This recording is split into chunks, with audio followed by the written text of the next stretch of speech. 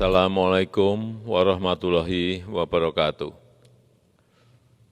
Saya menyampaikan duka cita yang mendalam atas meninggalnya 129 orang saudara-saudara kita dalam tragedi sepak bola di Kanjuruhan, Malang, Jawa Timur.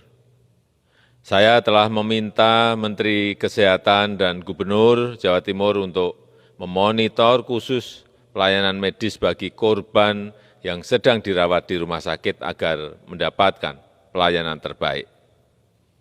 Saya juga telah perintahkan kepada Menpora, Kapolri, dan Ketua Umum PSSI untuk melakukan evaluasi menyeluruh tentang pelaksanaan pertandingan sepak bola dan juga prosedur pengamanan penyelenggaraannya.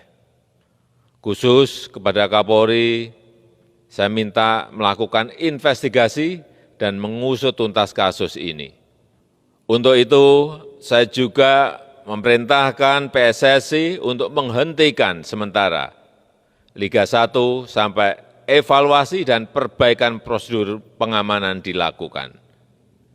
Saya menyesalkan terjadinya tragedi ini dan saya berharap ini adalah tragedi terakhir sepak bola di tanah air. Jangan sampai ada lagi tragedi kemanusiaan seperti ini di masa yang akan datang.